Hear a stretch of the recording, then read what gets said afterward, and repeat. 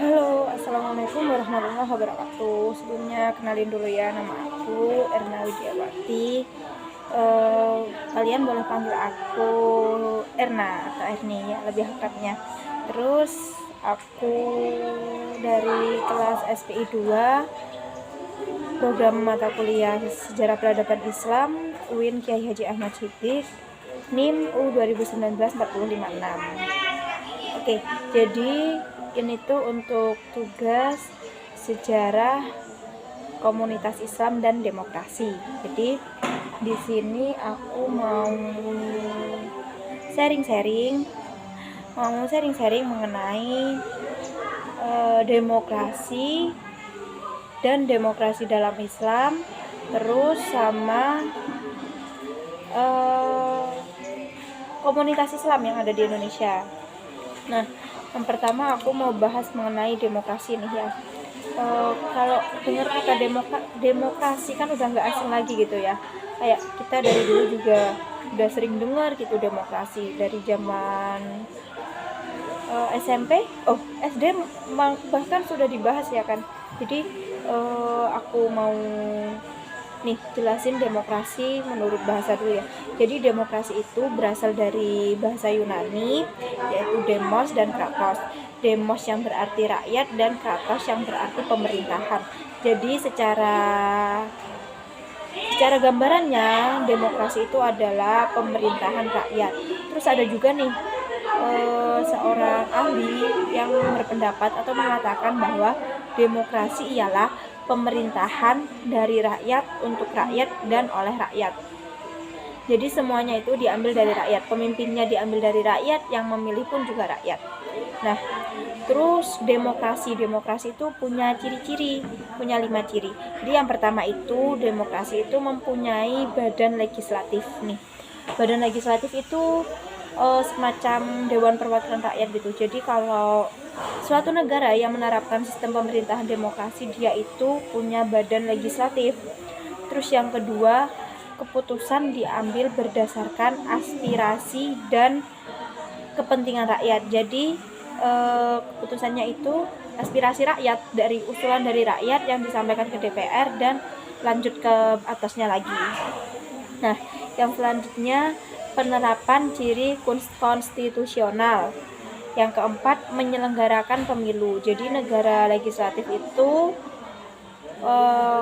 punya acara, punya agenda penyelenggaraan pemilu atau pemilihan umum. Terus yang kelima itu terdapat sistem partai. Jadi negara demokrasi itu punya berbagai partai politik. Beberapa. Jadi tepatnya beberapa partai politik. Nah, untuk selanjutnya nih ya, tujuan dari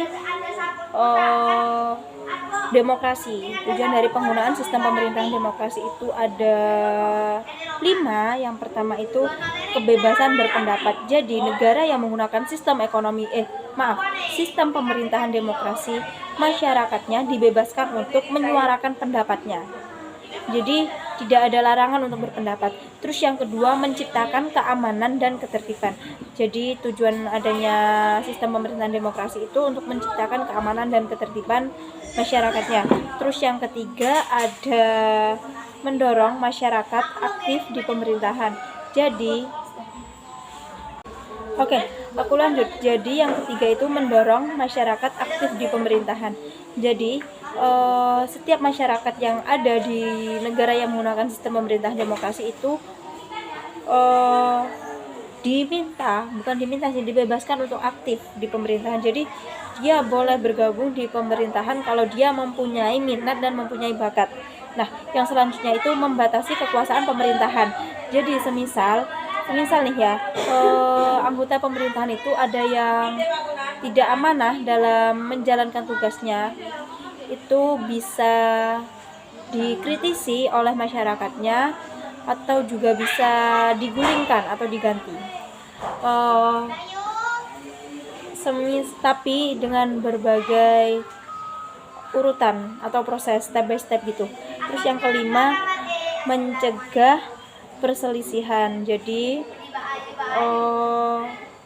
adanya sistem demokrasi ini untuk mencegah perselisihan antara individu dengan individu maupun kelompok dengan kelompok. Terus yang selanjutnya, sistem pemerintahan demokrasi ini terbagi menjadi beberapa, ada beberapa gitu. Ada 5.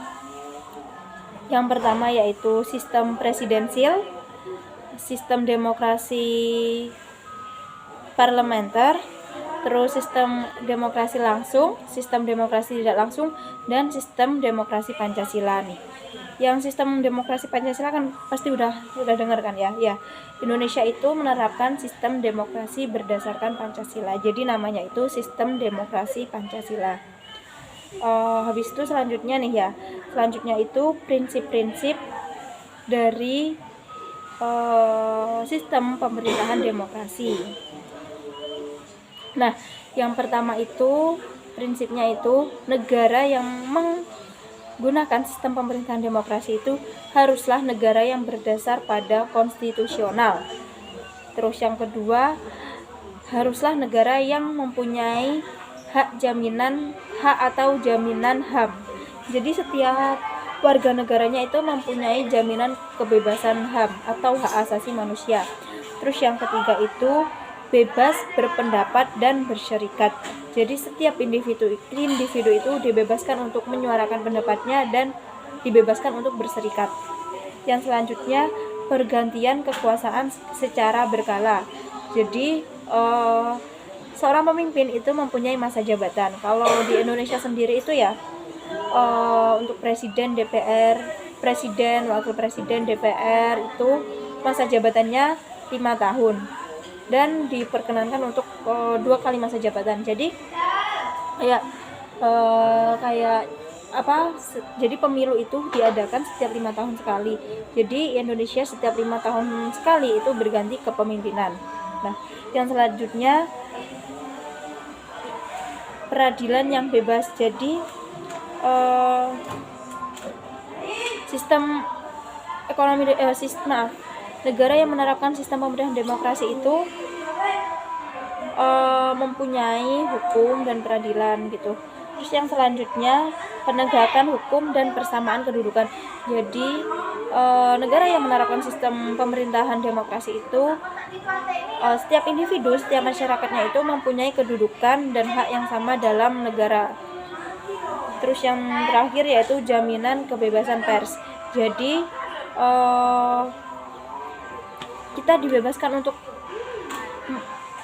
kita memiliki jaminan kebebasan pers. Jadi kita bebas menyuarakan pendapat kita asalkan tetap mematuhi aturan-aturan yang ada di bawah larangan hukum. Oke, aku lanjutin. Jadi selanjutnya aku mau bahas mengenai demokrasi menurut Islam dan atau demokrasi dalam Islam. Kalau demokrasi dalam Islam sendiri itu sebenarnya udah ada dari masa sesudah Rasulullah ya. Hanya saja belum ada namanya gitu, belum dikenal istilah demokrasi gitu. Nah, pada masa Rasulullah kan pemerintahan umat Islam kan dipegang oleh para sahabat, yaitu Khulafaur Rasyidin. Nah, siapa aja sih Khulafaur Rasyidin itu? Jadi Khulafaur Rasyidin itu ada 4. Nah, yang pertama itu ada Sayyidina Abu Bakar As-Siddiq, yang kedua ada Sayyidina Umar bin Khattab, yang ketiga ada Sayyidina Utsman bin Affan, dan yang keempat ada Sayyidina Ali bin Abi Thalib. Nah, untuk yang pertama untuk Sayyidina Abu Bakar As-Siddiq itu beliau dipilih secara langsung melalui musyawarah mufakat. Jadi pada masa setelah wafatnya Rasulullah ya kan, kayak kaum muslimin itu bingung, ini Rasulullah sudah wafat, siapa yang bisa menggantikan kepemimpinannya beliau setelah wafatnya beliau. Nah ya, terus kaum Ansor dan Muhajirin itu mengadakan pertemuan. Jadi sebagian dari kaum Ansor dan kaum Muhajirin itu mengadakan pertemuan di Sakifah Bani Sa'idah. Nah, dalam pertemuan ini berlangsunglah pemilihan langsung. Kalau istilahnya pada saat ini ya pemilihan langsung seperti itu. Dan dengan dua nama yang diusulkan, yaitu yang pertama Sayyidina Abu Bakar As-Siddiq dan yang kedua Sayyidina Umar bin Khattab. Nah, dengan pemenang suara atau perolehan suara, banyak yang lebih setuju jika Abu Bakar As-Siddiq yang meneruskan kepemimpinannya Rasulullah, dikarenakan para sahabat yang lainnya merasa bahwa Abu Bakar As-Siddiq adalah sahabat yang paling dekat dengan Rasulullah dan termasuk as-sabiqunal awwalun atau orang-orang pertama yang masuk Islam. Oke, selanjutnya setelah masa kepemimpinannya Abu Bakar As-Siddiq itu, kepemimpinan umat Islam itu beralih kepada sahabat Umar bin Khattab. Nah, tapi untuk kepemimpinan Umar bin Khattab ini lebih kepada diusulkan. Jadi Sayyidina Umar bin Khattab itu diusulkan oleh Abu Bakar As-Siddiq dengan berbagai pertimbangan, tapi tetap keputusan ada di umat Islam. Jadi mau apa tidak dipimpin oleh Sayyidina Umar bin Khattab. Nah, untuk kepemimpinan selanjutnya itu khalifah dipilih oleh Dewan Majelis atau kalau sekarang bisa dibilang MPR atau DPR gitu. Pada masa itu namanya tuh Majelis Syuro.